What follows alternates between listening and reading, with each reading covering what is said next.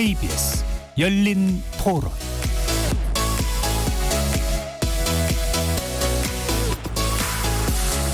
안녕하십니까. KBS 열린 토론 정준희입니다.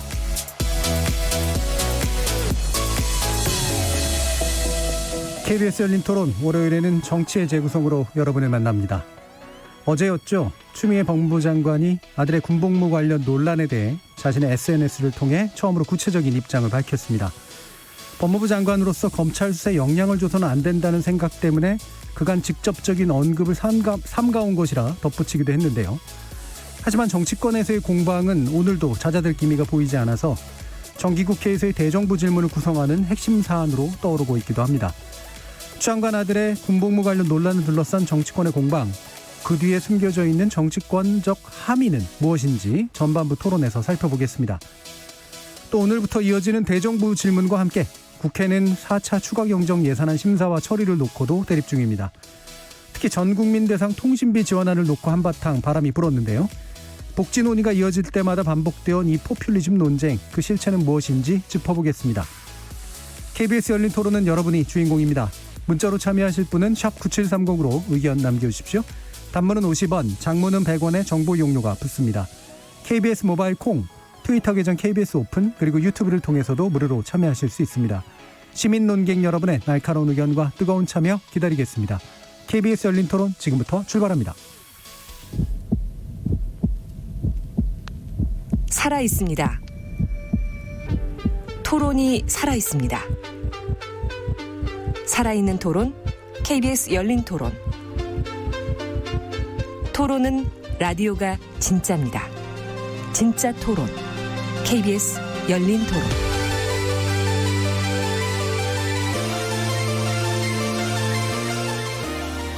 정치를 보는 새로운 시선, 정치의 재구성에서 시작해봅니다. 함께해 주실 네 분의 논객 소개해드리겠습니다. 더불어민주당 장경태 의원 나오셨습니다. 네, 안녕하세요. 장경태입니다. 국민의힘 이준석 전 최고위원 함께하셨습니다. 안녕하세요. 태릉 개발에 반대합니다. 이준석입니다. 전 정의당 혁신위원 맡으신 바 있는 김준우 변호사 나오셨습니다. 안녕하세요. 김준우 변호사입니다. 국민의당 국민미래연구원장 배재대 정현종 교수 나오셨습니다. 네, 안녕하세요. 자, 첫 번째 일부 논의에서는 추 장관 관련 논의, 그다음에 지금 이제 정기국회가 또 시작됐기 때문에요. 이게 이제 전국에서 어떤 의미를 가지고 있는가라는 문제와 함께 전국에서 여러 가지 그 딜이 이제 가능해지고 있는, 그러니까 거래나 협상이 가능해지고 있는 부분들에 대한 논의로 이어질 텐데요. 일단 추미애 장관에 관련된 논의는 사실 여기 계신 분들 여러 군데에서 여러 방식으로 논의를 많이 해오셨기 때문에 실제로 지리멸렬하게 이러저런 토론하는 것보다 현 정국에서 이것이 가지는 의미가 무언지부터 짚어주시고 그거를 바라보는 시각에서 어떤 쟁점들이 해결돼야 되는지 논의를 이어가도록 하겠습니다. 일단 야당 쪽 평가부터 좀 들어볼게요. 먼저 야당이니까 뭐 세 분 다 야당이시긴 합니다만 자, 일단 이준석 최고위원. 이게 사실 이번 국면에서 많은 국민들은 이미 어떤 상황인지 파악을 하고 사실상 판단을 한 것이 아닌가라는 생각을 하고, 다만 이제 여당 측의 대응을 보면은 뭐 계속 이제 뭐 제보자다든지 이런 사람들에 대해서 인신공격성 발언들을 계속 하고 있거든요. 저는 이게 무슨 의미일까를 봤을 때 사실 문재인 정부가 이제 정권 4년 차에 접어들어가지고 사실 정권에 이제 사실 여러 가지 일들을 매조지해야 되는 그런 상황이 이제 오고 있는데, 이 상황 속에서 각종 이제 내부 고발이라든지 공익 제보가 빗발쳤을 때 그 부분이 상당히 악영향을 끼칠 수 있다, 이런 판단을 한 건 아닌지 저희 국민의힘 쪽에서는 의심하고 있습니다. 왜냐하면 사실 뭐 많은 분들이 기억하겠지만 윤지호 시대부터 해가지고 여러 가지 성격의 공익 제보에 해당하는 것들을 민주당은 권장해왔고 그들의 권익을 지켜야 된다는 주장을 많이 해왔었는데, 지금 최근에 이제 황희 의원이 보인 상황 같은 경우는 뭐 이거 대놓고 인신공격이라고 저는 생각합니다. 그렇기 때문에 왜 이렇게 할까? 메시지로 반박하지 못하는 이유가 뭘까를 봤을 때 앞으로 있을지 모르는 공익 제보에 대해 가지고 어떤 좀 겁주려는 의도가 있는 거 아니냐, 이 정도까지 얘기할 수 있을 것 같고요. 저는 추미애 장관 같은 경우에 사과문도 이제 쓰고, 뭐 사실 사과의 형식이 좀 잘못됐다 생각하지만 사과문도 쓰고, 하지만 그 사과문을 쓰기 전에 지금까지 국회에서 있었던 어떤 혼란에 대해 가지고 좀 반성하는 이야기를 좀 구체적으로 열거했어야 되는데 예를 들어 국민의 대표인 국회의원이 국민을 대신해서 질의하는 과정에 대해서 소설을 쓰느라고 했다든지 이런 것들 이거는 지금 와서 추미애 장관이 어떤 공공에 빠져서 하는 어떤 사과가 진정성을 잃게 하는 그런 이유가 됩니다. 그리고 오늘 이제 추미애 장관의 대정부 질문 답변 과정을 많은 국민들이 보셨을 텐데 글쎄요. 기본적으로 본인이 전화했느냐 아니면 남편이 전화했느냐라고 했을 때 본인은 안 했다고 하고 남편이 전화했는지 모르겠다고 이제 했습니다. 그런데 사실 부부라면 2명인데 이 정도로 국민들이 궁금해하는 사안이라면은 충분히 남편분에게 물어보고 답변을 대신 할 수도 있는 것이었는데 그렇게 하지 않았던 이유 이런 것들로 봤을 때 아직까지도 법적인 다툼을 염두에 두고 이제 가는 것 같다. 진정성 있게 사과하는 모습이 나오려면은 그런 사실관계에 대한 인정부터 하는 게 좋겠다 이런 생각을 합니다. 예, 일단 그 쟁점에 대한 논의는 좀 뒤에 할 테니까요. 일단 전국에 대한 정의로 요약해 보면 지금 공익 제보자에 대한 대접이 좀 달라지고 있다. 이게 정권 후반부에서 나타날 수 있는 여러 가지 내부 고발에 대해서 선제하려고 하느냐라는 그런 의혹을 제기해 주셨고요. 그다음에 추미애 장관이 지금 대하는 태도 자체가 약간은 법적 대응을 염두에 둔 그런 태도지 정치인이나 고위공직자로서 책임을 지는 태도는 아닌 것 같다. 뭐 네, 이렇게 맞습니다. 일단 얘기를 해주신 것 같습니다. 자, 그러면 정현종 교수님은 어떠신가요? 뭐 강론에 대해서는 이제 저도 오늘 그 대정부 질문까지 추미애 장관이 뭔가 좀 국민에 대해서 해명할 수 있는 의혹이 남아있는 문제들에 대해서 어느 정도는 좀 해명되었으면 하는 바람을 갖고 대정부 질문을 봤어요. 근데 네. 실제로 그 해명은 전혀 이루어지지 않았고요. 아까 이준석 최고위원이 얘기한 것처럼 본인은 뭐 전혀 관여하지 않았다. 그리고 심지어는 보좌관이 전화한 것도 본인은 확인한 바 없다. 이렇게 얘기를 하고 있고요.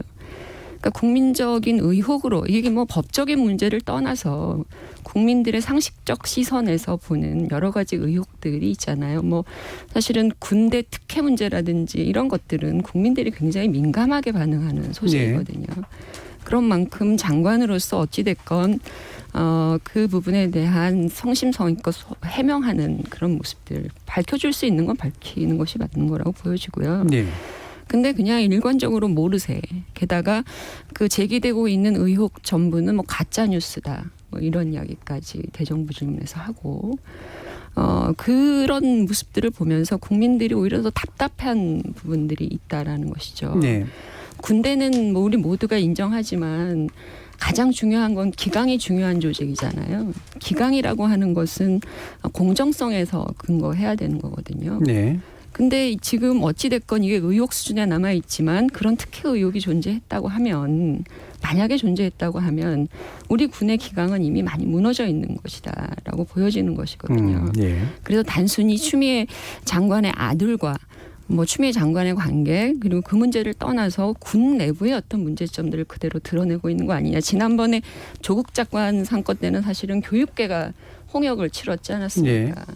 이번에는 또 군대로 옮아갔다라는 것이죠. 그래서 어떤 선에서든 국민적 의혹과 특혜가 없었다라고 하는 부분은 명백히 밝혀져야 한다는 것이고요. 예. 오늘 대정부 질문에서 뭐 추미애 장관 아들의 SNS 그 대화문이 또 공개가 됐습니다. 물론 추미애 장관은 그것은 자신의 아들의 톡이 아니었을 수 있다. 그걸 어떻게 증명하느냐 이렇게 되물었지만 그 과정에서 여실히 이제 국민들이 갖고 있는 의심의 내용들이 나오고 있는 거거든요. 그러니까 권력과 어떤 권력을 갖고 있는 사람들의 그 눈치를 보고 군대 조직마저도 그렇게 되고 있다라고 하는 그런 대화 내용들이 네. 그 SNS에서 나온 부분들 이런 것들이 명확히 지금 밝혀지지 않고 있다. 그래서 추미애 장관은 이런 부분들에 대해서 해명할 수 있는 최선의 것을 해명하는 것이 맞다. 모르쇠로 일관하고 가짜뉴스로 모든 걸 뒤엎을 수는 없는 거 아니겠습니까? 예. 일단은 해명을 계속 안 하고 있다라고 이제 보신 건데 그럼 제가 추가로 하나 더 여쭐게요. 군 기강이 이 정도라면 이게 만약에 사실은 엄청 무너진 거다라는 판단하셨어요? 어떤 점에서 그렇다는 거예요? 그 SNS 만약에 그 문자 내용이 네. 그런 거예요. 뭐 그 상사가 그 형이라고 이제 칭해지는 그 추미애 장관의 아들의 눈치 거의 뭐 눈치를 본다 뭐 이런 식의 내용들. 그러니까 본인이 군대 내에서 무슨 활동들을 하는데 그 활동들을 하는 데 있어서 추미애 장관의 아들을 눈치를 엄청 본다. 뭐 이런 얘기죠. 그 얘기는 군은 어쨌든 상명하복의 조직이고 그 부분은 새로 지금 얘기가 나온 거니까. 일개 사병이 어떻게 생각하고 어떻게 행동하느냐에 따라서 그렇게 그것을 판단해서 거기에 맞춰서 눈치를 보는 이런 조직은 아니잖아요. 군대는 우리가 알고 있는 것처럼. 그리고 이번에 그 여러 가지 그 국방부에서 규정 얘기도 나왔지만 그 규정에 대해서도 명확하게 지금 해명이 안 되고 있는 부분들이 있어요. 휴가와 그 병가 규정과 관련해서요.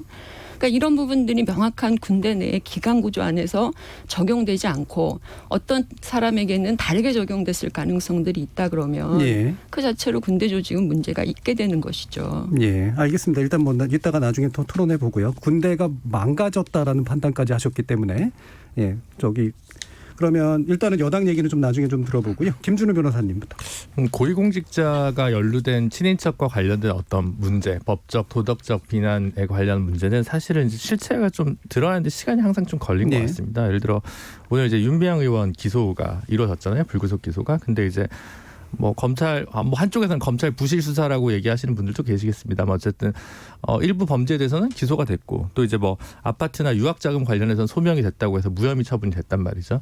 그러니까 이제 이게 뭐 진실이 좀 드러나고 파헤치다 보면 이제 의혹 제기는 이제 자유인데 사실 이제 가다 보면 결국 이제 실체는 생각보다는 좀 적을 때도 있고 이제 그래서 이제 그런 걸 가지고 얘기를 할 때는 조금 항상 좀 시간을 좀 톤을 죽이면서 이렇게 좀 가봐야 된다. 은폐하자는 얘기가 아니라 좀 지켜봐야 된다라는 생각을 좀 기본적으로 하고요. 다만 이제 이 문제가 이 정도까지 커진 데는 저는 거듭 말씀드렸다시피 추 장관의 좀 너무 뭐랄까요? 추다르크다운 정면 돌파적인 톤앤 매너가 좀 화를 자초한 면 혹은 일부 민주당 의원들의 좀 과도한 어떤 연대 의식이 좀 문제를 일으킨 부분도 분명히 있다고 생각합니다. 그래서 주말에라도 이제 추미애 장관이 어떤 뭐 입장문, 사과문 형태를 좀 발표한 것은 저는 뭐 다행이라고 생각하고요.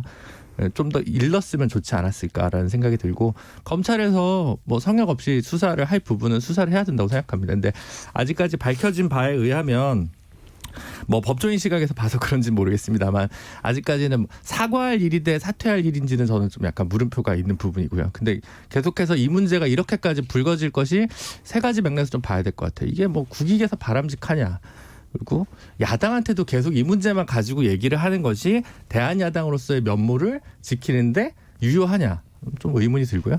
민주당 입장에서도 끊임없이 계속 뭔가 이렇게 이걸 진영의 문제로 계속 나눠가지고 이렇게 옹호하는 어떤 조국 트라우마에서 벗어나지 못한 모습은 아닌가라는 질문들에 대해서 한번 좀 성실하게 모든 주요 정당이 한번 마주해보고 자문자답해볼 필요가 있지 않나 이런 생각이 좀 듭니다. 그러니까 사과할 문제인지 몰라도 사퇴할 문제는 아닌 것 같다라는 나름의 정치적 판단을 하신 거고요. 네, 사과할 문제라고 저는 생각하죠. 네. 정책적 경중이 그런 정도의 수준의 문제인데 지금 이제 둘이 좀 얽혀 있는 이 과정의 한 부분에서는 여당이나 아니면 추 장관이 이 부분을 초기부터 대응을 좀 명확하게 하지 못한 점. 그다음에 또 야당이 이 부분을 지나치게 또 정쟁으로 끌고 있는 점 이게 이제 과연 둘 다 도움이 되느냐라는 지적을 해주셨는데 그럼 한 가지만 더 확인해 볼게요. 어떤 점이 사과할 점이라고 보세요? 일단 뭐 보좌관이 혹시 뭐 일단 의혹이든 어쨌든 그런 그러니까 실제로 보면 진짜 황제 휴가나 황제 복무 의혹을 그동안 제기됐던 예를 들어 주요한 K-팝 스타들이나 이런 사람들이랑 비교해 보면 사실 굉장히 경미합니다. 솔직히 말씀드리면. 그럼 서슬퍼런 집권 여당의 당대표의 아들이 이제 누린 휴가 신청에서의 절차적 하자 일부와 혹은 3, 4일 정도 휴가를 더 받아내 만의 정도인 것 같거든요. 지금 현재 상황에서 보면. 그러니까 그 정도 상황이 물론 이제 제가 볼 때는 그 자체도 이제 불민하고 여러 가지 문제들이 좀 없지는 않다고 생각합니다만 전에도 얘기했듯이 모르겠습니다. 제가 너무 이렇게 옅은지 몰라도 다운 계약서와 이제 위장 전입들도 다 장관이 되고 대법관이 되는 지경에 사실 어떻게 보면 공직을 계속 사과할 문제지만 공직을 유지하지 못할 정도인가라는 것에 대한 경중을 비교를 한번 해보고 싶은 것이거든요.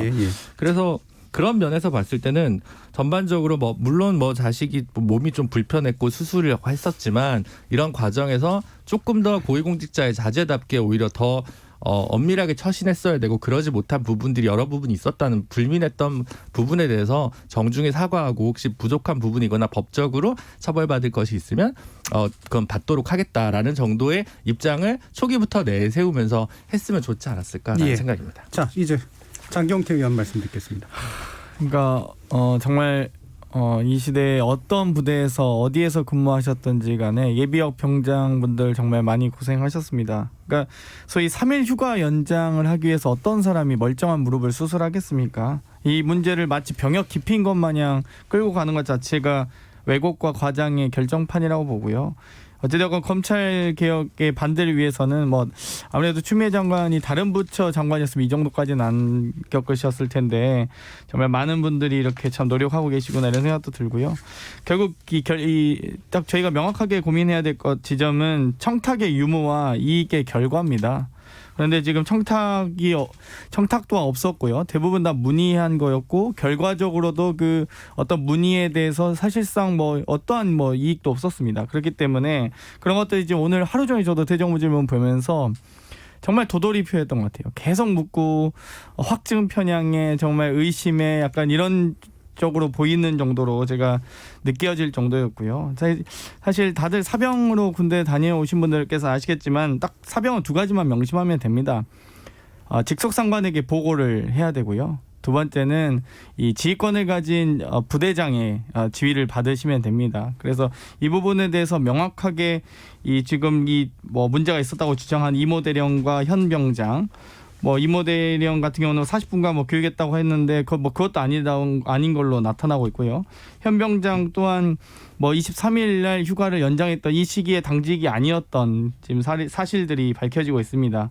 심지어 이모 대령 같은 경우는 신원식 이 어떤 뭐 폭로를 했던 신원식 의원이 사단장 시절에 참모장이었던 특수관계인이기 때문에 실질적으로 이 증언에 대해서 우리가 신뢰할 수 있는가의 여부와 만약 마치 내부 고발자를 뭐라고 표현을 하시는데요. 내부 고발의 근거가 하나도 없습니다. 그냥 일방적 주장이고요. 그리고 그 일방적 주장들도 다 팩트가 다 틀렸어요. 그렇기 때문에 저는 일단 검찰이 수사하는 상황에서 검찰 수사가 정말 명확하게 되었으면 좋겠고요. 또 이 과정에서 진실이 잘 규명돼서 이 두 분에 대해서도 철저한 수사가 있었으면 좋겠습니다. 자, 그러면 제가 한 분씩 다 추가 질문을 드렸기 때문에 장경태 의원께 드리고 싶은 질문은 아까 이제 정현종 교수님께서 지적하신 부분인데 오늘 이제 그 국회 해명 과정에서 이를테면은 약간 모호하게 처리된 부분들이 있잖아요. 그러니까 나는 안 했다 그리고 누가 했는지는 정확하게 밝힐 수 없거나 모른다라고 하는 부분이 현재 그 추미애 장관이 할 수 있는 답변으로서는 최선이었는지에 대한 궁금증이 있거든요. 어떻게 생각하시나요? 어찌되었건 이 팩트 사실관계와 관련돼서는 이미 뭐 국방부 문건도 뭐 국방부 문건이라고 표현했습니다만 연통이 발견된 거죠. 연대통합행정 시스템이라고 해서 모든 행정병이나 지휘계통에 있는 장교 간부들은 다 볼 수 있기도 하고 실제로 병사들 입력하기도 하는 시스템입니다. 거기에 그 당시 지원반장이 장관 아들과 면담을 했던 기록들까지 다 올렸거든요. 사실상 공개된 자료에서 이미 올라가 있었던 거고요. 이 수사 과정인 사안에 대해서 장관이 대정부 질의에서 대정부 질의는 말 그대로 이 정부의 정책 현안들을 질의하는 과정인데 이 장관이 부대에 문의를 했는지 안 했는지까지도 밝혀야 되는 상황은 아니었기 때문에 검찰 수사를 통해서 저는 충분히 밝혀질 거라고 보고요. 정말 결정적 진실과 왜곡된 부분들은 충분히 소명을 하셨다고 생각을 합니다. 수사 과정에 관련된 사안이라 아니, 그렇다. 잠깐만요. 사실은 장경태 의원 얘기를 잘 들어보면 어쨌든 지금 그와 관련된 의혹들이 밝혀진 것은 없잖아요. 법적으로 명확하게. 네. 추미애 장관도 나름대로 본인이 아니다라고 스스로 소명하고 있는 것이고 또 제보를 한 사람도 그 제보 자기 주장을 하고 있는 상태고 검찰은 이 부분에서 진위를 따져야 될 책무를 갖고 있어요. 근데 네. 이미 지금 장경태 의원 발언 속에서 나온 것처럼 어떤 것은 팩트다 이런 얘기를 해요. 그러면 그 팩트에 대해서 명확하게 그러면 왜 밝히지 못하냐는 것이고 법무부, 저희 국방부의 규정과 관련된 부분도 국방부 규정이라고 하는 것 자체에 대한 해석 여지도 지금 다르게 나오고 있어요. 국방부에서 여러 가지 뭐 의무정책과나 이런 쪽에서 공문을 내려보낸 부분들, 휴가나 병가에 대해서 그것이 국방부가 최근에 얘기했던 것과 좀 서로 다른 측면을 갖고 있는 공문들이 이미 나간 부분도 있고요. 네. 그러니까 이런 식의 어떤 합일된 내지는 일체화된 규정이 존재하지 않는 것도 현실인데 그러면 뭐가 지금 밝혀져서 팩트라고 얘기를 하고 있고 그러면 추미애 장관 부분이 실제로는 다 밝혀졌냔 말이죠. 그렇지 않다라는 거거든요. 그러면 그런 사실들을 그 제보하는 사람들 얘기는 다 허위이고 그러면 추미애 장관이 얘기하는 것은 다 그러면 다 팩트이고 뭐 이런 그러면서 검찰 조사는 또 해라. 굉장히 모순된 발언들을 계속 하고 있어요. 예, 그리고 아까 말한 것처럼 것 같은데 청탁과 관련한 것도 정현준 교수님이 지금 얘기해 주신 아까 내용에서도 보면 오늘 나온 SNS도 사실로 확정해서 얘기하시는 듯한 분위기였단 말이에요. 그것도 아니어야 제가 되죠. 아까 그러면? 말씀드렸잖아요. 추미애 장관도 그 부분에 대해서는 부정을 했고 예. 그리고 그것은 조사를 해봐야 된다고 얘기를 했으나 예. 어쨌든 국회의원이 대정부 질문에서 그 SNS 메시지를 얘기를 했습니다. 그러면 그 부분에 대해서 그것이 아니라고 하는 것을 밝혀야 될 책임이 추미애 장관에게 있을 거잖아요. 그래서 그 국민의당 이태규 의원도 뭐라 그랬냐면 허위사실 유포로 그러면 이런 SNS 부분을 어떻게 하시겠습니까? 이렇게 물었던 거예요. 예. 근데 거기에 대해서 강력하게 뭔가 얘기를 하진 않았습니다. 예. 추미애 장관. 정현준 교수님도 어쨌든 그러면 말씀 속에 지금 사실로 들어간 것과 그렇지 않은 것에 대해 엄밀한 나름대로의 중립적인 입장을 견지하시는 거라고 저는 판단을 하고요. 일단 이준석 최고까지 듣고 다시 한번 들어보죠. 저는 이제 사실 검찰 수사를 지켜보아야 되기 때문에 추미애 장관이 해명을 하지 않겠다는 취지로 이제 장경태 의원이 설명했는데 남편이 전화했는지 안 했는지를 그걸 검찰 조사를 앞둬서 뭐 숨겨가지고 대비할 만한 게 뭐가 있습니까? 그거는 전화를 했기 때문에 답을 못 한다고 많은 국민들이 생각할 것이고요. 자, 지금 윤미향 의원 것만 해도 저희가 보면요. 이번 정부에서 여러 의혹 사안들이 있을 때 현 정권과 여권의 대응 방식은 똑같아요. 우선 사람을 공격해요. 예? 이상한 사람이다. 저 사람의 기억이 잘못되었다. 그때 이용수 할머니 공격했죠. 그 다음에 나가지고 검찰 조사를 지켜보자. 의혹만으로 사퇴를 시킬 수는 없다. 그렇게 한 다음에 나중에 뭐 적금 든 것처럼 하나씩 나와요. 이제 보면은. 윤미향 의원 건 지금 거의 한 4, 5개월 지난 다음에 나오는 걸 보면요. 아까 김준호 변호사가 약간 설명했지만은 6개 혐의에 대해 가지고 공소가 됐어요. 지금 기소가 됐어요. 근데 이 안에 보면요. 초기에 제기됐던 의혹 중에서 유학자금 이런 건 당연히 검증 영역에 있는 거니까 제기하는 사람들도 검증하기 힘들었을 테니까 그렇다 치고요. 자, 보조금관리법 위반. 여가부에 거짓으로 보조금 신청해가지고 부정 수령한 거 나왔고요. 기부금법 위반. 개인 계좌로 모금한 거 지금 혐의로 들어가 있고요. 숙박비 안성쉼터 등록 없이 숙박업소를 운영해가지고 900만 원 지급받은 거 나와 있고요. 자, 오늘 그 주제는 핵심은 아니니까 제가 짧게만 해주세요. 그때 제기했던 의혹들 거의 대부분의 국민들이 기억하고 있을 텐데 개인 용도로 법인 계좌에서 돈 빼서 쓴 것도 있고 준 사기도 있고 업무상 배임도 있고 그 쉼터 매각에 대해 가지고 그러니까 거의 핵심 의혹들은 그대로 다 지금 공소장에 들어가 있어요. 그런데 여기다 대고 지금 이제 추미애 장관에 대한 의혹 같은 경우도 아까 장경태 의원은 일부 제보자의 진술이 약간 틀릴 수 있는 부분들에 대해서 얘기했지만은 거꾸로 지금 보면요. 추미애 장관이 국회에서 증언한 것들에 틀린 점들이 나오고 있어요. 그게 더 심각한 겁니다. 왜냐하면 제보자들 같은 경우에는요. 그래요. 그러니까 당직 사병이 예를 들어서 어떤 단편적인 사실을 보고 해석을 잘못했다고 그렇게 봅시다. 그런데 추미애 장관은 그에 답하는 입장에서 정확하게 진실을 국민들한테 얘기해야 되는데 보좌관이 전화 안 했다고 단언하고요. 그걸 왜 합니까 그랬어요. 예? 그리고 소설 쓰느라 그랬고 그리고 자기 남편은 오늘 전화했는지 안 했는지 모른대요. 물어볼 시간이 부족했습니까? 제가 뭐 그 가정의 특수한 상황인지 잘 모르겠지만은 이게 어떻게 충분한 해명이라 볼 수 있으며 이거 검찰 조사로 가면은 윤미향 의원 건 4개월 동안 숙성돼서 나오고 조국 장관 건 1년 동안 숙성되어 있고 동부지검에 지금 추미애 장관 건 지금 8개월 동안 숙성시키고 있고 이게 무슨 발효식품도 아니고 왜 이럽니까 이거 진짜 항상. 예. 네, 김재료 변호사님. 저는 글쎄 뭐 이렇게 저는 이제 이 사태가 이제 국민들이 피로감을 느끼는 이유가 이제 조국 사태도 사실 저는 그때 뭐 사퇴하는 게 맞았다고 생각했거든요. 근데 이제 국민적인 여론에서 수준의 이제 휘발성이 이제 물론 이제 좋죠. 법무부 장관이고 나름 이제 뭐 큰 꿈을 꾸신 정치인이고 아니면 조국 장관 때도 마찬가지였고. 근데 이제 좀 덜한 이유는 뭘까? 예를 들면 제가 느끼기에는 좀 덜하다고 생각하거든요. 조국 장관 사태에 비해서 더. 그래서 이제 그럼 이제 질문이 이거거든요. 그래서 얻은 혜택이 뭐냐라고 했을 때 그러면 이제 용산 카투사 보직이 제일 좋다. 용산 카투사를 갔냐 아니면 이제 평창 올림픽 통역병을 갔냐. 그래서 뭐 안 갔단 말이에요. 그럼 거꾸로 얘기하면 만약에 청탁이 있었더라도 이거를 거절했으니까 군의 기강이 살아 있구나 이렇게 볼 수도 있는 문제고. 그러니까. 그러면 이제 그래서 얻은 이익이 뭐냐? 그래서 보니까 뭐 수술을 한 것 같고 진단서도 삼성병원에서 있는데 절차 규정 위반이고 며칠 문제다 하니까 그러니까 그 폭이 아주 크진 않은 거예요. 이제 저도 계속 그 추 장관이나 추 장관 측근의 분들의 대응 방식에 대해서는 저도 뭐 굉장히 불만이 많지만 그래도 본질적으로 이 문제가 굉장히 더 크게 휘발되지 않는 이유는 이제 그게 하나가 있는 것 같고요. 두 번째는 그러니까 이게 저는 이제 그 대답 뭐죠? 뭐 본질은 검찰개혁 이렇게 얘기하는 게 굉장히 좀 밈처럼 회자가 됐는데 별로 동의하지 않죠, 당연히. 하지만 그러면 이제 뭐 야당에서도 그럼 이건 검찰개혁이랑 무관한 문제고 추 장관은 추 장관대로 뭐 예를 들어 뭐 사퇴를 요구하는 거면 사퇴를 요구하고 공수처 설치에선 공수처 설치로 이제 협조를 하고 이렇게 되면 아마 오히려 더 설득력이 야당의 이제 칼이 더 날카로워질 텐데 모든 것을 이기려 하고 이제 모든 것을 찌르기 시작하는 순간 오히려 더 칼끝이 무뎌지는 것은 아닌가 이런 생각이 예, 좀 그 부분은 멀리서 제가 좀 보여요. 이따가 다시 이제 논의의 핵심으로 올리고요. 장경태 예, 의원까지. 저도 검찰개혁 반대하지 않는다고 하시면 공수처 설치하는 데 협조해 주시면 좋을 것 같고요. 법을 지키시면 좋을 것 같고요. 왜곡과 과장이라고 하는 게요. 소위 사병들 SNS까지 이렇게 공개되는 것 자체가 불필요하다는 겁니다. 사실 군대에서 저도 뭐 주변에서 특히 많이 들었던 것 같은데 뭐 꿀빤다, 꽃보지 가고 싶다 이런 대화들 흔히들 하거든요, 사병들. 그런데 이 장관이 하지 않았다고 분명히 얘기를 했습니다. 근데 그 이상 더 뭘 불필요하게 더 밝힐 게 뭐 있겠습니까? 그리고 정 교수님께서 말씀하실 때 국방부 뭐 휴가 말씀하셨는데요. 휴가도 정기, 포상, 병가, 뭐 마일리지 휴가 다양하게 부대 뭐 지휘관에 따라서 사령부에 따라서 조금씩 달라집니다. 그런데 1, 2차 휴가에서 이미 진단서와 소견서가 이미 다 제출된 상태에서 아마 부대 그 직속 상관에게 보고해서 지휘권을 가진 부대장이 이분은 충분히 이 병사는 다쳐서 또 이미 수술까지 한 상황에서 소명이 되었다. 병가 연장을 해줄 만한 상당한 사유가 있다. 휴가를 연장할 만한 상당한 사유가 있다라고 지휘관의 판단이지.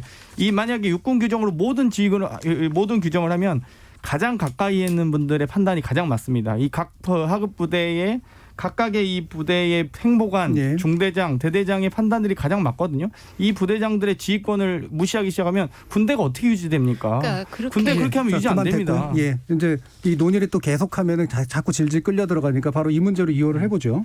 자, 지금 아까 이제 그 김준우 변호사도 말씀을 주셨으니까 자, 이게 이제 현재 국감의 현안으로 이제 떠오르고 있는데 물론 다룰 건 당연히 다뤄야 되겠습니다만 여당의 입장에서 그렇고 야당의 입장으로서 이거를 어디까지 끌고 가고 어디까지 해결을 요구하는 것이 올바른 정책 해결의 어떤 모색 방법이냐. 뭐 검찰 수사는 별개로 하더라도요.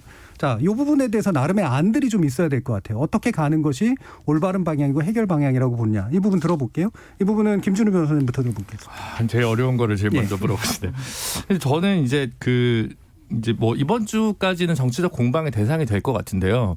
계속 뭐 물론 추가적인 새로운 의혹이 나온다거나 뭐 예를 들어 뭐 보좌관이 특정이 된다거나 이제 새로운 사실관계가 나온다면 좀 더 정쟁화되는 건 불가피하다고 봅니다. 네. 근데 이제 더 추가적인 의혹이 만약에 이제 튀어나오지 않는다면 좀 수사의 단계에서 일정한 좀 영역을 맡기는 그리고 근데 이제 이 부분에 관해서 이제 국민의힘 같은 경우는 이제 특임 검사 임명을 이제 주장을 좀 하고 계시잖아요. 근데 예.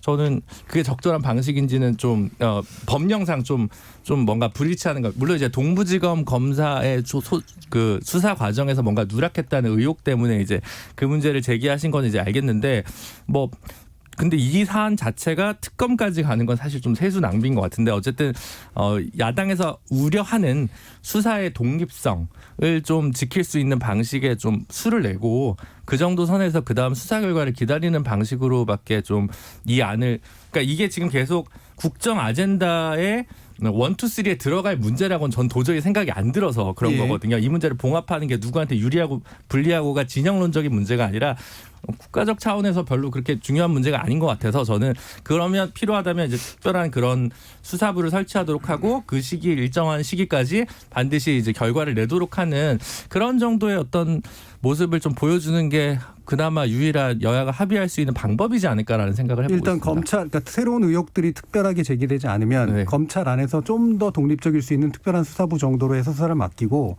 나머지 다른 문제로 옮겨가는 게 옳다. 네. 일단 이렇게 보신 거고요. 이준석 최고는. 제가 아까 무슨 숙성 발효식품 만드냐 그랬는데 이미 그 과정을 8개월 동안 거친 겁니다. 동부지검에서 지금 그게 안 되고 있기 때문에 정치권을 다시 옮겨붙은 측면도 있는 거고요. 저는 이 대응 과정에서 법적인 대응이라기보다는 아까 인신공격이라는 어떤 그런 매개를 사용했기 때문에 정치권이 나설 수밖에 없는 상황이 된 겁니다. 전 그래서 민주당이 1년에 어쨌든 메신저 공격에 대해 가지고 사과를 하고 그리고 아까 이제 공수처 얘기 이렇게 나오고 했는데 전혀 관계없는 사안을 엮어가지고 이렇게 이야기하는 것 자체도 정치적인 의도가 있다 이렇게 볼 수밖에 없습니다. 그렇기 때문에 그런 부분을 덜어내고 추미애 장관이 본인의 거취에 대해 가지고 표현을 해야죠. 원래 저도 이 사안이 예를 들어 인사청문회 과정에 처음 나왔을 때 추미애 장관이 다소 내 처신이 불합리한 부분이 있었다라고 했다면은 그게 뭐 사과 정도로 아마 끝났을 것이다 이렇게 봅니다. 그런데 우리가 이제 농구 게임 같은 경우 보면은 처음에 이제 팔 쳤다 해가지고 자유투 2개 줄 수는 있거든요. 근데 거기서 이제 심판이랑 싸우고 관객한테 이상한 소리 하고 이렇게 하면은 테크니컬 파울이 계속 걸려요. 그러다 이제 추미애 장관 오반칙 퇴장할 이런 상황까지 온 건데 저는 지금 시점에서라도 굉장히 그 저자세로 나가고 특히나 고소고발 의지라든지 물론 변호인이 하는 거지만은 이런 것들은 전혀 사태를 잠재우기보다는 겁을 주고 확전시키겠다는 의도로밖에 보이지 않습니다. 그렇기 때문에 그런 부분부터 빨리 정리하는 게 좋겠다 이런 생각을 하고 저는 이 부분에 대해서는 민주당은 정치적 해결을 위해서 국정조사에 빨리 동의하는 것도 한 가지 방법이다 저는 이렇게 봅니다. 왜냐하면 아까 이제 이 부분에서 민주당이 얘기하는 건 관행이고 병무행정상에서 빈번하게 있는 일이다 이렇게 했기 때문에 충분히 국정조사의 대상이 되는 것이고 그랬을 때 만약에 지금 본인들은 고소하겠다고 했던 그런 증인들을 같이 채택해가지고 그들에게 물어볼 수 있게 한다 그러면은 그들이 만약 증인으로서 별 볼일 없는 얘기를 한다든지 아니면 뭐 의혹 제기에 대해서 타당한 증거를 대지 못했을 때는 그럼 여론이 잦아들겠죠. 그럼 추미애 장관은 의혹을 벗겠죠. 그런데 그게 아니라 지금처럼 무엇 때문에 입막음을 하려고 하느냐. 이미 당직 사병 같은 경우에는 본인이 출석하겠다는 의지를 밝힌 상황이거든요. 그러니까 저는 민주당에서 국정조사에 응하라. 저는 이렇게 말하고 싶습니다. 네, 장현정 교수님. 일단은 그 추미애 장관이 뭐 수사 보고를 받지 않겠다고는 얘기를 했지만 어찌됐건 이 문제 고소고발건에 의해서 검찰 수사가 이루어지는 과정에서 추미애 장관이 현직에 존재한다 그러면 저는 논란으로부터는 자유로울 수 없을 것이다. 이거는 뭐 정기국회 내내 얘기될 수밖에 없는 것이고요. 국정조사로 가지 않는다고 하더라도. 그런 차원에서 추미애 장관이 현재 이해충돌 여지가 존재하는 것도 그냥 감수하고서라도 계속 현직에서 이 문제와 관련되는 여러 가지 문제 제기를 받음과 동시에 또 수사를 공정하게 할 수 없는 조건으로 작동을 할 수 있다면 저는 이 문제는 종식될 수 없다 이렇게 보고 있고요. 그래서 어떤 방식으로든 더 추가로 문제가 나와서 문제가 불거지는 게 아니라 지금 나와 있는 문제의 진위 여부를 따지는 것만으로도 이번 정기국회가 다 갈 수 있다. 특히 국방부가 가장 핵심일 수 있다라고 보여집니다. 그러니까 그 소속 관련되는 부대 내부의 어떤 그 명령 전달 체계 내지는 휴가 보고 체계 이것도 따져 물어봐야 되겠지만 국방부에서 이야기하고 있는 그 규정의 진위 그 내용이 무엇인지 그리고 그 규정이 모든 사병들에게 공정하게 동등하게 적용되었던가라고 하는 기타 등등의 모든 내용들만 본다고 하더라도 이 논란으로부터는 절대 자유로울 수 없다. 추미애 장관이 현직에 존재한다면 그러하다는 말씀입니다. 코로나도 종시가 안 되는데 이 문제도 또 종시가 안 되고 굉장히 복잡하겠네요. 장경태 의원. 저는 참 왜곡 과장이 이 사병들 SNS가 나오면서 더 심해지고 있다라고 생각했습니다. 뭐 용산 평창 가고 싶다는 말이 청탁을 암시하는 말이다. 참 이것도 너무 어이가 없었고요.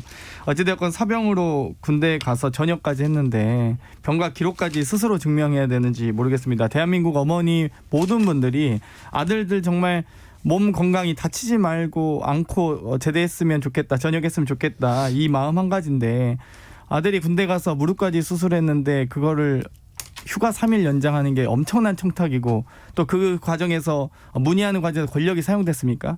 누구나 다 지휘관이 이 정도 진단서와 소견서가 있고 멀쩡한 무릎을 수술하는 사람이 어디 있습니까? 다 이 부분은 그 당연히 제가 충분히 얘기했고요.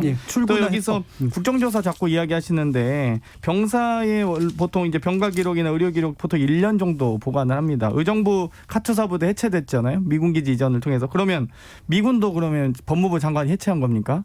아닙니다. 그러니까 이 음모론을 하려면 기본적으로 뭐 국정조사를 하려면 그만한 사안이 돼야지 얘기를 하셔야지 뭐 아무거나 갖다 붙여가지고 다 국정조사하자 특검하자 이렇게만 하면 이게 바로 정쟁이라는 겁니다. 아니 좀 국정조사나 됐습니다. 저렇기 때문에 국정조사가 필요한 것 같아요. 제가 보기에는. 아니요. 됐고요. 국정조사나 지금 여당의 입장을 물어보니까 국정조사나 뭐 특검이나 이런 거는 할 사안이 아니고 그러면 검찰 수사를 지켜볼 검찰 수사를 지켜보시면 될 것 같습니다. 휴가 3일 연장한 거 가지고 지금 논란이 되는 건 아닙니다.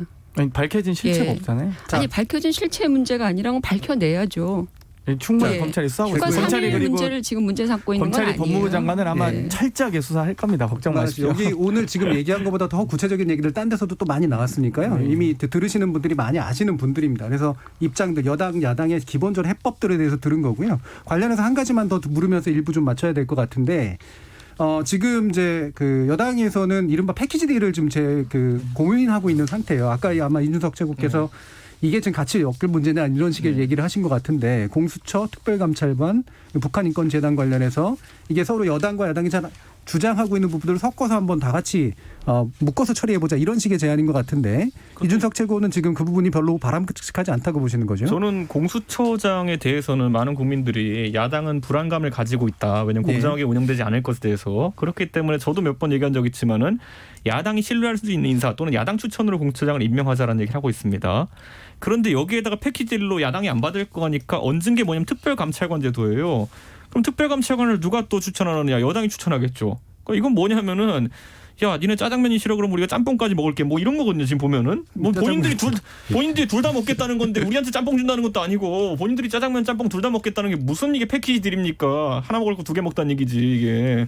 자꾸 제가 말하잖아요. 계속 먹을 거 다 먹으면 돼지 됩니다. 이거 나중에. 그러니까 지금 이제 그 짜장면 짬뽕 비유는 언제 나오나 싶었는데 오늘 또 나왔네요. 그런데 특별감찰관은 그러니까 딱히 야당에서 바라는 바가 아니다. 그러니까 어차피 그때도 이제 새누리당 때도 이석수 특별감찰관을 새누리당이 예. 임명하지 않았습니까? 사실상. 그러다 보니까 이번에도 만약 특별감찰관을 또 여당 측에서 임명하게 되면은 청와대 감시 역할을 하는 특별감찰관이라는 것이 또 유명무실할 가능성이 있고 저는 지금 상황에서 패키지로 제시하려고 그러면은 공수처를 차라리 야당 추천으로 하고 특별감찰관을 여당 추천을 하겠다. 이 정도면 모르겠는데 하나씩 먹자 이러면 모르겠는데 우리가 둘 다 먹겠다고 어떻게 패키지들입니까? 예, 지금 안 그래도 여당에서 원래는 특별감찰관은 공수처장과 기능이 중복되기 때문에 공수처로 처리하자 이제 이런 게 됐다가 이제 지금 안처럼 나왔어요. 지금 여당에서는 왜 이런 걸 내놓은 건가요? 국민의힘의 원내대표시죠. 주호영 원내대표께서 교섭단체 대표연설에서요. 특별감찰관과 북한인권대사를 추천하자. 각각 여야가 함께 논의하자라고 하셨고 저희 좋다. 공수처장을 좀 말씀드리고 좀 드려야 될 것 같은데 공수처장을 지금 추천하는 게 아니고요. 공수처장을 추천하는 인사위원회를 지금 구성하는 것도 지금 국민의힘에서 추천 안 하고 있기 때문에 그럼 다 좋다. 저희 더불어민주당에서는 공수처장을 추천한 인사위원도 추천해 주시면 특별감찰관도 북한인권재단 이사도 다 같이 논의하자. 원스톱으로 하자. 그겁니다. 그러니까 소위 악수를 하려면 누가 먼저 손을 내미느냐가 아니라 둘 다 동시에 손을 내밀어야 되잖아요. 그러니까 동시에 요구를 해서 손을 내밀겠다고 했더니 또 그 국민의힘 교섭단체 대표연설 하셨던 원내대표께서는 또 묵묵부답이세요. 대답 좀 해주십시오. 저희 하겠다고 했습니다. 자, 지금 주 원내대표는 이제 특별감찰관을 먼저 임명 완료한 다음에 공수처장 추천위원회를 하는 방식으로 역제안한 정도까지가 진행이 됐었는데 그 부분은 그러면 이준석 최고가 잠깐 더 설명해 주시죠. 그러니까 이건 간단하다니까요. 한 그릇씩 먹자는 거라니까요. 이거. 우리한테 짬뽕을 배달시킨 걸 캡처해서 보내주면은 너희에게 짜장면을 배달시켜 주겠다. 이게 이해가 안 가세요? 지금 상황에서는 민주당이 몇 번이나 이런 식으로 뒤통수를 쳐가지고 결국 자기 집으로 둘 다 배달시키는 걸 봤기 때문에 동의할 수 없는 거라는 거죠. 그러니까 저는 어떤 식으로든지 민주당에서 그러면 정치적 선언으로라도 그렇다면 특별감찰관은 야당 추천 인사로 하겠다라는 것을 천명하게 되면은 주호영 원내대표가 원래 의도했던 바와 맞아 떨어지는 것이고 지금은 대충 비슷한 것 같은데 둘 다 자기들이 먹겠다는 거잖아요. 예, 지금 이게 비유를 하다 보니까 먹겠다가 겹쳐버렸는데 예, 들으시는 분 가운데 불편하실 수도 있어요. 그러니까 비유는 한 번 정도면 될 것 같고. 자, 정현준 교수님. 아니 뭐 작은 야당 입장에서 보면 참 뭐라고 표현해야 요 될지 논의에서도 모르는데, 벗어나 있는. 뭘 나눠 먹는다. 이게 결국은 특별감찰관이든 공수처든 이 정부가 주장하는 것은 어쨌든 권력층의 비리를 엄단하고 그런 부분에 대해서 뭔가 새로운 대안을 내놓기 위해서 시작을 한 것이죠. 한 것이었다고 얘기하고 있는 거잖아요. 그런데 이것이 이제 활용될 수 있는 나쁘게 악용될 수 있는 여지도 존재하는 것이고 의혹도 있는 것이고 그렇다면 이런 부분들에 대해서 정말로 필요한 기관이라 그러면 왜 동일한 역할을 하는 감찰관 예. 그리고 또 공수처 뭐 이걸 왜 같이 연계해서 뭐 야당 끌어들여서 뭘 하려고 하는지는 모르겠습니다만 그런 것 자체를 발상하는 그 민주당의 원내대표가 저는 이해하기가 어렵고요. 두 예. 거대 정당의 문제입니까? 아니면 여당의 문제입니까? 그 이쪽에서는 지금 거의 그 부분에서 매력적이지 않게 받아들이고 있는 거 보니까 민주당 쪽에서 고민을 했던 안이 아닐까라는 생각이에요. 이준석 최고는 덜 얘기 매력적으로 들어보면. 받아들이는데 예. 국민의힘은 약간은 안까지는 올라갔던 것 같아요. 약간 정도가 아니라 저희는 아까 말했던 버전 한 글씩 먹는 버전은 좋아하죠. 예, 알겠습니다. 자, 김준우 변호사님까지 듣죠. 아니 뭐가 됐든 그 추석 전에는 이게 좀 별판이 났으면 좋겠다라는 게 전 입장이고 예. 뭐든 아까 뭐 장경태 의원 좋아하시는 법을 지키자 뭐 이런 건데 민주당이 사실 제일 이제 약한 고리가 특별감찰관을 이 정권 내내 임명하지 않았다. 여기에서 비판에서 좀 자유롭게 어렵거든요. 네. 본인들이 원했던 거는 사실은 본인들 생각은 사실은 굉장히 빠른 시일 내에 공수처가 설치되고 그 와중에서 중복 기능이 있으니까 특별감찰관은 중복돼서 없애는 게 맞겠다라고 판단을 했던 것 같아요. 그래서 특별감찰관이 제가 듣기로 요즘도 모르겠습니다만 임대료는 내고 있다고 들었거든요. 아, 그 사무실? 네. 예, 예. 그래서 세비가 좀 새고 있는 게 아닌가 모르겠습니다. 요즘은 잘 모르겠는데 제가 이제 그런 얘기를 작년에는 들은 적이 있어서 계속 예. 좀 그리고 이제 아무도 이제 그 일을 안 하고 성과가 없으니까 실제로 거기를 아마 지키고 있는 공무원들이 그렇게 많지는 않은 걸로 알고 있습니다. 그래서 어쨌든 그거 폐지되더라도 했어야 되는 거 아닌가라는 생각을 좀 그런 부분에서 좀 아쉬운 생각이 좀 많이 들고요. 그래서 뭐 거꾸로 할 수 있겠죠. 특별감찰관을 야당에서 임명하고 공수처장 추천위원은 그냥 그대로 간다든가 네. 특별감찰관은 그러면 뭐 대한변협에다가 추천권을 부여한다든가 아니면 특별감찰관은 국민의당이랑 정의당에다가 이제 추천권을 위임한다든가 뭐 이런 다양한 방식들 또 네. 이제 거대 양당만 독식하지 말고 다양한 방식을 좀 고민해 그런 생각은 주셨으면. 전혀 안 하고 있다는 게 이 패키지의 함정입니다. 혹시 저희한테 군만두고 오면은 네. 자, 알겠습니다. 자, 우리 전반부 토론 여러 가지로 진행을 해봤는데요. 그동안 청취자들 의견도 좀 들어와 있으니까요. 한번 들어보겠습니다. 정의진 문자캐스터. 네, 지금까지 청취자 여러분이 보내주신 문자 소개합니다. 3778님, 좋은 방송 매일 듣고 있습니다. 감사합니다. 전 트럭 기사입니다. 국회는 민생 현안에 대해서는 애를 쓰지 않고 추미애 장관 아들 공방에 온 힘을 쏟는 모습을 보니 국회가 한심하다는 생각이 듭니다. 오로지 법무부 장관을 사퇴시키려는 의도가 보이는데 예전 한나라당 당시와 전혀 변한 바가 없다고 봅니다. 일다운 일로 여야가 싸우거나 협의하는 모습을 보여줬으면 좋겠습니다. 9124님, 증거가 없는 말단 병사의 증언이라고 권력과 직권의 힘으로 그 용기와 정직성을 거짓으로 호도하고 수사 가이드라인을 제공하는 것은 손바닥으로 하늘을 가리는 일이 아닐까요?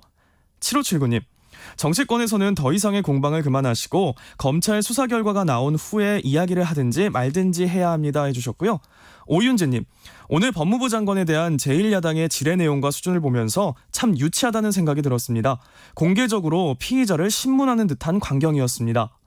4816님, 사과하면 진정성이 없다고 하고 사과 안 하면 안 한다고 꼬투리 잡는 상황입니다. 병영 생활한 걸 일일이 파헤친다면 한도 끝도 없습니다. 2005번님, 좀 솔직해질 필요가 있습니다. 나라가 힘든 시기에 병역 기피도 아니고 다리 수술 후 병가 연장한 것 가지고 연일 물고 늘어지는 이유, 조국 사태처럼 야권이 이득을 얻어보겠다는 것이라고 봅니다 해주셨고요. 나이주님, 큰 정의를 위해서 작은 건 넘어가도 된다는 건 지금까지의 보수축 논리 아니었습니까? 이번 사태를 통해 보수나 진보나 정치인은 모두 똑같다는 것을 알게 됐습니다. 김정우님, 추미애 장관권 핵심은 규정 준수가 아닌 형평성입니다. 예컨대 다른 병사들도 휴가를 가는 방식으로 추 장관 아들도 간 것이라면 설령 규정에 맞지 않더라도 큰 문제는 없겠죠. 반대로 일반 병사에게는 허락되지 않는 휴가 연장이었다면 특혜가 맞다고 봅니다 라고 보내주셨네요. 네, KBS 열린 토론, 이 시간은 영상으로도 생중계하고 있습니다. 유튜브에 들어가셔서 KBS 일라디오 또는 KBS 열린 토론을 검색하시면 지금 바로 토론하는 모습 보실 수 있습니다. 방송을 듣고 계신 여러분이 시민 노객입니다. 계속해서 청취자 여러분들의 날카로운 시선과 의견 보내주세요. 지금까지 문자캐스터 정의진이었습니다. 토론이 세상을 바꿀 수는 없습니다. 하지만 토론 없이 바꿀 수 있는 세상은 어디에도 없습니다.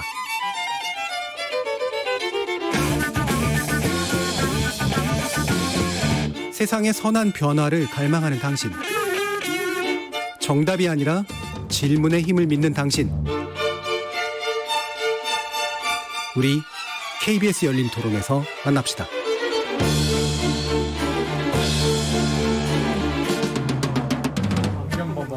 자, KBS 열린 토론 정치의 재구성 함께하고 있습니다. 전 정의당 혁신위원이신 김준우 변호사, 국민의당 국민미래연구원장 정현정 배재대 교수, 이준석 전 국민의힘 최고위원, 더불어민주당 장경태 의원 이렇게 네 분과 함께하고 있습니다. 자, 이분 논의는 이제 추경 그리고 국회 이후 일정이 관련된 것인데요. 일단 4차 추가 경정 예산안이 이제 정부안이 나와 있죠. 일단 뭐 국회는 이걸 또 구체적으로 심의를 해야 되는 그런 상태인데 장경태 의원님께서 그 기본적인 내용이 어떻게 되는지 좀 소개 좀 해주시죠. 네, 이번 4차 추가 경정 예산안은 총 7조 8천억 원 정도입니다. 예. 예를 들면 피해 지금 특히 이제 소상공인과 자영업자, 중소기업 등이 지금 어려우신데요. 피해 소상공인 분들에게 최대 200만 원까지 희망자금 지원을 하는 것, 또 미취학 아동이나 초등학생들 1인당 20만 원 정도 특별 돌봄 지원이 되고요. 또 특수형태 근로자나 프리랜서의 2차 고용 안전 지원금이 지급되고 4인 가족 기준 100만 원 저소득층 긴급 생계 지원 등으로 해서 총 7조 8천억이 편성됐습니다.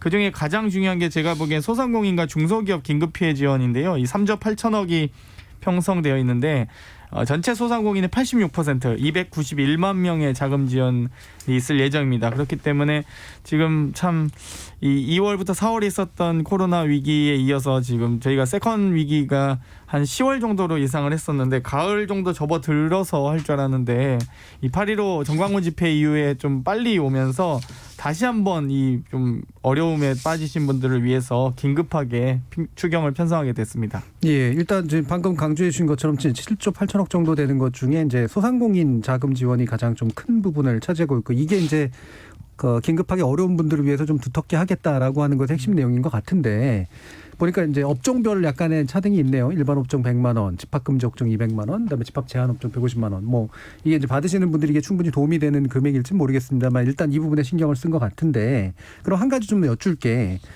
민주당 입장에서는 어쨌든 요 정부가 만들어온 안을 가능한 빨리 통과시켜야 된다 이런 지금 입장이신가요? 일단 추석 전에 지급하는 것을 목표로 하고 있습니다. 예, 그러면 그 안에 어떤 세부 내용을 조정한다거나 이거는 여당은 특별히 생각하지 않고 있는 거고요. 뭐 현재 정부안이 원안대로 좀 일단 통과되는 게 좀 목표로 할 수 있겠죠. 그러니까 예. 사실 지금 어찌됐건 가장 어려운 분들을 가장 두껍게 지원하는 것이기 때문에 사실 이 지원이 끝이 아니거든요. 사실 예. 이게 이 지원한다고 해서 지금 해결되는 것도 아니기 때문에 조금이라도 지금 이 골든 타임을 놓치지 않기 위해서는 가장 어렵고 위급하신 분부터 빨리 지원해야 된다라고 생각하고 그래서 있습니다. 시급성 문제 때문에 그렇게 예. 생각을 하시는 건데, 자 이준석 전 최고위원 쪽은 생각이 다르실 것 같아요.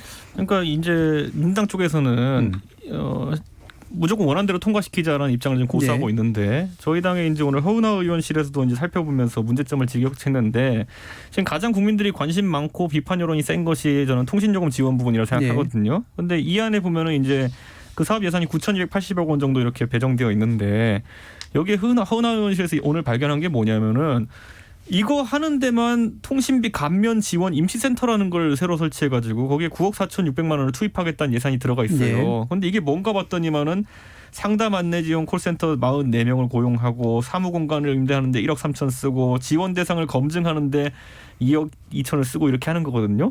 근데 여기 보면 뭐 다회선 가입자 확인 및 감면 기준 작업 뭐 이렇게 해서 굉장히 복잡한 것들을 만들어놨는데 저는 이런 돈 10억 줄줄 세는 거 이런 건 당연히 야당이 감시해야 되는 부분이고 이거 검토할 시간이 필요하거든요. 그런데 무슨 전격전 하는 것처럼 이렇게 우리가 선이다 밀어붙이지 않았으면 좋겠다 이런 생각이고 통신비 감면 자체를 놓고 본다 하더라도요. 지금 굉장히 국민들이 이 2만 원으로 생색내는 거냐라는 여론이 비등하고 있는 상황 속에서 이거 원안 고수하겠다는 거는 저는 글쎄요. 그렇게 바람직해 보지 않습니다. 저희 당에 이제 주호영 원내대표께서 백신 비용을 지원하자는 독감 백신 지원하자는 등의 대안을 내놓은 바가 있고 물론 그것도 100% 완벽한 아니겠지만은 적어도 지금의 이 통신비 2만 원 지원보다는 조금 더 국민들이 공감할 만하고 가치가 있는 것에 돈을 쓰는 것이 바람직하지 않나. 왜냐하면 이거는 제가 딱 단언코 말씀드리면은 우선 통신비는 대부분 계좌이체 등으로 납부하기 때문에 이것이 가처분 소득이 증가했다는 인식이 사람에게 생길 수 없기 때문에 소비 진작 효과도 덜하게 되고요. 무엇보다도 이거 뭐 금액 지원한다고 해가지고 지금 이제 가장 위기에 있는 분들 예를 들어 소상공인 아까 장경태 의원도 언급했지만은 그분들 같은 경우는 폐업 또는 고용을 줄여야 될 위기에 있는 분들인데 이분들한테 아까 우리가 언급했던 200만 원, 150만 원, 100만 원 이거 부족합니다. 고정비가 상당히 지출되는 자영업자분들 많고요. 이분들 같은 경우에는 조금이라도 지원할 수 있는 방법 찾아야 되고 그러기 위해서 이런 불필요한 이제 휴대폰 비용 지원 같은 것들 재검토해 주셨으면 좋겠습니다. 예. 여당에서. 이게 시급한 거라고 하더라도 적어도 야당이나 국회에서 일부 예산의 어떤 적격성 여부는 분명히 봐야 된다라는 거. 그중에 예를 들어 주신 게 그런 인건비 쪽으로 지출되는 이제 10억인데 예. 뭐 이게 만약에 9천억이 제대로 지출되는 거고 선별하는데 그 정도 비용이 드는 건 문제가 안 되겠지만 방금처럼 이제 9천억을 여기에 지불할 필요가 있느냐가 사실은 더 문제로 보시는 것 같아요. 네. 그래서 지금 이제 주 원내대표나 제안하신 것처럼 독감 예방 접종 쪽으로 전용하거나 바꾸는 것이 맞지 않겠냐는 대안까지 좀 나와 있는 상태인 것 같은데요. 정현준 교수님 어떻게 보시나요? 일단 그 4차 추경안이 우리가 지난 시간에도 논란을 했던 것처럼 취약계층 그에 집중된 지원, 도움이 되는 지원 쪽으로 가자라는 거에 대해서는 여야가 일정한 합의점을 갖고 있었고요. 거기에 근거해서 일단은 추경안이 이제 그 분포가 되어 있는 것 같아요. 보니까. 근데 문제는 이제 심사에 들어가게 되면, 그러니까 취약계층이라고 분류되어지는 이제 특별 아동보조금까지 다 포함을 해서 그 다음에 이제 구직하고 있는 청년에 대한 지원까지 해서 근데 이제 이 부분에 대한 것이 일단 대충의 안은 나와 있지만 이제 어떤 계층이가 얼마를 분배할 것인가에 대한 이 기준에 대한 문제는 사실은 여야가 논쟁점을 충분히 갖고 있는 것이어서 아까 장경태 의원이 얘기한 것처럼 추석 전에 이것을 합의 처리를 할 수 있을 것이냐. 뭐 여당 단독 처리를 또 하게 되면 모르겠으나 어찌됐건 합의 처리에 어떤 난항이 예상된다는 점에서 정부의 의도대로 추석 전 또는 여당의 의도대로 추석 전은 상당히 어려워 보인다라고 하는 것이고요. 그래서 어떤 예산 소위라든지 이런 걸 통해서 그 기준에 대한 논의들을 조금 벌써 시작을 했었어야 되는 거 아닌가라는 것이고요. 그래서 그런 부분이 좀 예상이 되고 이동통신요금 부분 2만 원씩 지원하는 그 부분에 대해서는 최근에 그 어떤 그 여론조사 기관에서 국민 일반에게 이제 물어본 것이죠. 이게 이제 보편적 지급이잖아요. 보편성을 갖고 있는 지급 방식인데 이것이 과연 그 찬성하느냐 반대하느냐라는 그런 의견 조사에서 그렇게 그 압도적으로 찬성하거나 좋다 이렇게 국민 여론이 가고 있지는 않은 것 같아요. 그렇다면 이게 코로나 위기를 극복하는데 국민 개개인에게 어떤 그 효과가 있으며 더군다나 정서적으로 심정적으로 국민들에게 어떤 안정감을 주느냐 어떤 것도 사실은 충족하지 못하는 9천억 원이거든요. 추경에. 그래서 이것을 우선순위를 생각해서 그 국민의당도 일단 이제 독감이라든지 지금 당장 필요한 거잖아요. 독감까지 이게 퍼지게 되면 상당히 어려운 상황이 돼버리기 때문에 거기에 필요한 어떤 예산으로 활용하는 거 그리고 지금 코로나 관련한 치료 그 의료 그 부분에 지금 투입해야 되는 돈도 꽤 필요한 거잖아요. 그럼 그런 부분들에 대한 예산은 이번에 추경에서 또 빠져 있단 말이에요. 그래서 이런 부분들이 좀 더 강화돼야 되는데 거기에 뜬금없이 이동통신요금 지원의 문제가 왜 나왔는지도 사실은 논란의 여지가 있고 이게 남아있으면 사실 또 여야가 이거 가지고 논란하다가 시간이 또 굉장히 많이 늘어질 가능성도 있어 보입니다. 그럼 일단은 이제 지금 통신 지원에 관련된 그 부분에 있어서만이라도 명확하게 좀 우선순위를 좀 정해가지고 되도록이면 빨리 좀 합의를 끌어내되 만약에 그게 안 된다면 추석 이후로 넘어갈 수도 있다 이렇게 보셨어요. 김주름 변호사님. 저도 통신비는 솔직히 전혀 이해가 안 갑니다. 그렇게 급한 문제 아닌 것 같아요. 막 가게가 어려우신 분들은 뭐 통신을 좀 연체할 수는 있겠지만 그 자체로 바로 뭐 핸드폰이 끊기거나 이러지는 않을 것이고 그런 문제에서 보면 보편복지 담론을 계속 좀 가져가려다 보니까 이제 고민을 해보다 보니까 생긴 것 같은데 그런 것보다는 차라리 죄송합니다. 농림부에서 일부 뭐 예산 발표를 하긴 했는데 최근에 이제 수해나 이제 태풍 때문에 생긴 이제 농어민 피해 복구와 관련돼서 좀 예산 배정이 좀 부족하다는 생각이 예를 들어 들거든요. 계속 소상공인 물론 소상공인들은 이제 임대료 부분이 고정 비용으로 나가는 부분이나 인건비 부분이 있고 이제 농민분들 같은 경우 이제 임대료는 없죠. 그리고 이제 인건비 같은 경우도 계절적 수요이기 때문에 이제 고정 비용에 나가는 부분은 적습니다만 수해로 인해서 피해나 뭐 이런 것들이 좀 상당한 부분이 있습니다. 지금도 일부 금융 이자라든가 재복구비 지원이 이제 농림부에서 결정된 부분이 있습니다만 상대적으로 좀 안 보인다라는 이미지 인식이 좀 강하거든요. 그래서 저도 제가 국회의원은 아니고 그래서 이제 일일이 다 들여다보지 못했습니다만 그 부분에서 좀 챙겨보는 것도 좀 필요로 하지 않나라는 생각을 좀 하고 싶습니다. 통신부 부분에 있어서 여전히 부정적인 비슷한 입장이시고 외려 이제 농어민 쪽에 대한 고려가 부족하지 않았나라는 그런 지적까지 주셨는데 장경태 의원께서 이제 또 초선 의원이시고 아무리 이제 나름의 견해를 가지고 계시지만 이제 당론이나 이런 부분에서 어떤 입장을 가지시게 될지도 약간 좀 곤혹스러운 면도 좀 있으실 텐데. 아니요, 전혀 곤혹스러울 건 없고요. 그러니까 지금 이준석 최고께서 상담센터 9억 원 아깝다고 표현하셨는데 사실 이 소상공인과 자영업자들의 피해 유형과 이 피해 지금 정도는 매우 다양합니다. 그렇기 때문에 이 철저하게 상담 안내도 해야 되고요. 사무공간 확보를 통해서 전 상담을 발빠르게 해야 된다. 그러니까 현재 코로나 위기의 피해 상황 자체를 정확하게 파악하는 게 중요하다고 보고요. 그렇게 따져봤을 때 정확하게 진단하고 판단하고 분석하는 비용으로서는 이 통신비 소위 그 지원 금액의 9천억에 비해 0.1% 수준이고요. 전체 이번 추경 편성에서도 한 0.01%가 조금 상회하는 수준입니다. 그렇기 때문에 이 부분에 대해서 좀 저는 강조해서 말씀드리고 싶고요. 한편으로는 다들 기억하실 겁니다. 2G폰, 3G폰, LTE폰에 이르기까지 2G폰 쓸 때만 해도 1, 2만 원의 기본료, 3G일 때 3, 4만 원, 지금 대부분 다 5, 6만 원 이상의 요금을 사용하고 계신데요. 비대면 시대가 되면서 통신 요금의 2만 원 정도 이 데이터든 과다한 데이터 지출이든 무료 통화 지출이든 2만 원 정도의 통신비 지출이 상승하고 있는 것으로 예상이 되는데 이 비대면 시대에서도 차별이 되지 않도록 저는 이 부분에 대한 조치가 있어서 좀 이 부분을 좀 아쉽긴 합니다만 이거 불필요한 제도는 아니었다 이렇게 말씀드릴 수 있을 것 같고요.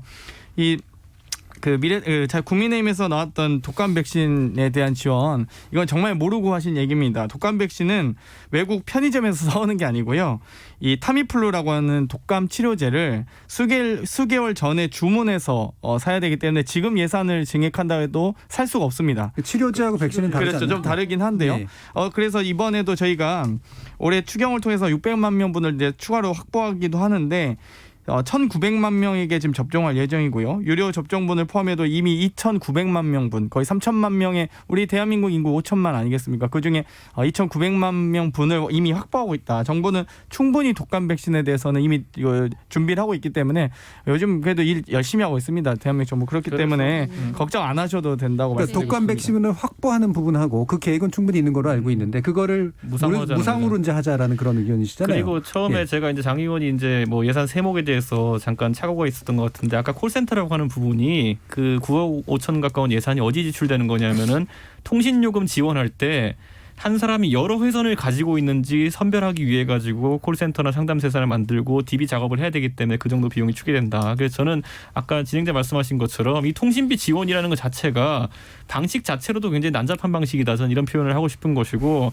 저는 이런 생각이 있습니다. 사실 어려운 계층에 이제 들어가는 비용이라는 거 있어가지고 정부가 분명히 선별을 해야 되고 이런 과정은 있겠지만 정거래 선별 지급에 찬성해요. 그러면 그쪽에 대한 노력을 차라리 지금 하는 것이 맞지 추석 전까지 한다 이거 자체만 집중해가지고 굉장히 나중에 죽어도 불만족할 만한 그런 상황을 만들면 안 된다. 저는 그런 생각을 합니다. 이준석 측원은 그럼 대체로 만약에 잘 그래도 합의가 좀 진행이 되고 그러면 어느 정도 스케줄 정도가 현실적이라고 보세요? 저는요 이 자영업자들 같은 경우에는 아까 100만 원, 150만 원, 200만 원 이렇게 돼 있잖아요. 이건 우선 지원을 하고요. 이거는 그 이후에 피해액을 산정해야 되는데 지금 예를 들어 제가 지적하고 싶은 거는 고정비라든지 이런 것들이 업종과는 굉장히 다른 부분이 있습니다. 저는 그렇기 때문에 그런 것까지 세부 기준을 좀 만들어야 되지 않을까 이런 생각을 좀 하고 있습니다. 정현준 교수님. 그러니까 우리가 일반적으로 일반 그 예산이 아니라 추경이잖아요. 추경이라고 하는 것은 긴급하거나 또는 예상치 못한 그러니까 기본 예산 편성할 때 예상치 못한 것에 대한 추가란 말이에요. 그러면 오히려 사업이나 예산 내역의 우선순위가 명확해야 되는 것이거든요. 긴급하고 기묘해야 되는 것이란 말이에요. 그런 의미에서 이동통신비 지원이라고 하는 것이 과연 해도 되고 안 하면 그렇고 하면 나쁘지 않고 이런 식의 항목들이 더군다나 지금 말하는 것처럼 그중에 일부 예산 내역은 무슨 다회선을 찾아내는데 드리는 일종의 인건비성으로 또 활용하고 그러니까 불효불급한 그런 예산들이 들어가 있을 여지가 없는 게 추경으로 알고 있거든요. 근데 그런 측면에서 보면 과연 그 정부가 이동통신요금 2만 원씩 지원하는 것이 정말 시급한이기 때문에 하는 것이냐 아니면 다른 어떤 의도가 목적이 존재하는 것이냐라고 따져 물을 수가 있는 것이고요. 그 여당의 누구죠? 김경수 지사는 차라리 2만 원씩 주는 것보다 와이파이망 확대하는 게 훨씬 더 좋은 파급 효과를 주는 거 아니냐. 예산도 덜 들 것 같다라는 생각도 들어요. 상대적으로. 그래서 그런 측면이 존재하는데 왜 굳이 이거를 그렇게 고집을 하는지 이게 추경인지 저는 이해하기가 어렵습니다. 9천억 원은 작은 돈은 아니에요. 사업 규모로 보면. 예. 자, 바로 다시 정경태 의원한테 갈게요. 사실 와이파이 공급망 확대는 저희 더불어민주당이 총선 1호 공약이기도 하고요. 저도 공공 와이파이 확대에 대해서는 대단히 찬성하고 적극 환영합니다. 다만 이 공공 와이파이처럼 이 시설에 투자되는 비용은 추경보다는 본 예산에 편성하는 게 맞고요. 또 본 예산에 편성해서 고정 예산으로서 저희 더불어민주당은 또 문재인 정부, 대한민국 정부 차원에서 열심히 공공 와이파이만 확대돼야 된다 봅니다. 다만 지금 현재 지금 코로나 위기 상황에서 위기 극복을 위한 이 긴급하게 자금을 투여해야 되는 이 추경의 예산의 특성상 이 갑자기 집안에 갇히면서 이 발생하는 통신비의 급격한 상승을 정부가 보조해주는 취지죠. 그러니까 저도 뭐 이게 완벽한 정책이다라고 말할 수는 없지만 최소한 정부가 이 국민들의 어떤 비대면 사회의 적응 비용으로서 충분히 지원할 만하다. 그만한 가치가 있다라고 말씀드리고 싶습니다. 시급성에 대한 판단들이 좀 다르신데요. 김준우 변호사까지 듣죠. 제가 요즘 사실은 8월 한 달 동안 폐업하는 소상공인들 한 100분 이상을 법률 상담을 했어요. 제가 있는 범범위에서 공단이랑 계약을 해서 이제 그걸 진행하고 있는데 지금 예를 들어 소상공인 시장진흥공단에서 폐업하는 소상공인 분들한테 철거 비용을 평당 8만 원, 최대 200만 원까지 지원을 하고 있습니다. 근데 이제 사실 이게 인건비 베이스인데 업체한테 바로 가거든요. 근데 서울과 지방이 좀 달라요.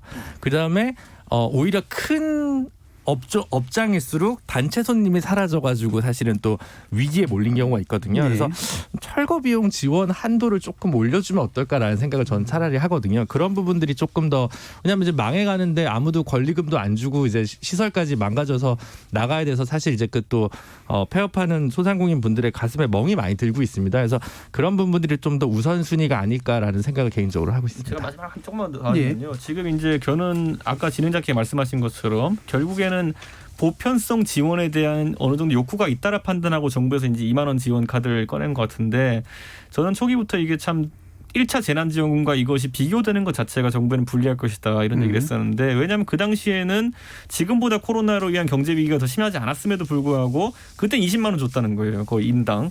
그래서 지금 와가지고 2만 원 얘기 들으면 많은 국민들이 우려할 수 있는 지점이 어디냐면 나라에 돈 떨어졌나 보다. 그때는 20만 원인데 상황이 더 심각하고 2.5단계로 격상까지 했는데 2만 원 나오는 거예요?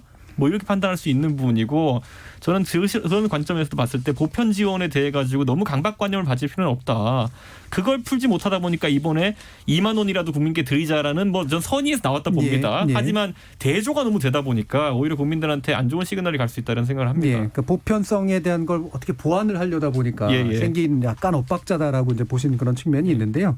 그럼 이제 뭐 2부도 정리하면서 이 부분 한 약간 1분 30초씩 의견 들으면 좋을 것 같은데 마찬가지로 이제 김종인 위원장께서 이제 그 정부의 돈내 맛을 들이면 안 된다라는 이제 의견을 표시한 것도 기본소득이나 이제 표현해온 철학에 대해서 막 반대되는 얘기를 했다기보다는 우려한 바로 표명한 거라고 저는 또 선의로 인정을 하는데 혹시 또 오해하시는 분들도 있으니까 일단 이준석 최고부터 그 말의 진위가 무엇인지 의견 듣고 포퓰리즘과 복지의 문제에 대해서 간단한 한마디씩 들어보면서 마치도록 하겠습니다. 그러니까 김종인 장관의 비대위원장의 의견이라는 것은 결국에는 이 돈으로서 이런 위기 상황을 극복하는 것이 가능하다는 인식을 심어준 것이 재난지원금이었거든요. 그렇기 때문에 그것의 연장선상에서 이제 국민들이 이제 비교를 하게 돼 있거든요. 아까 제가 말했잖아요. 코로나로 인한 경제 위기라는 거는 그때 1차 지원금 지급했을 시기보다도 지금이 더 위기감 느끼는 사람이 많습니다. 실제 아까 폐업하는 사람도 많고 그렇기 때문에 더 많은 금액을 지원할 거야 같은 것이 지금 상식이거든요. 근데 그 상식에 반하는 어떤 정책을 한다 그러면은 뭐 저는 정부의 선의를 아까 이해한다 그랬고 재정 상황이 갈수록 안 좋아지고 장기화될 것 같기 때문에 아껴 써야 되는 상황이 되겠지만은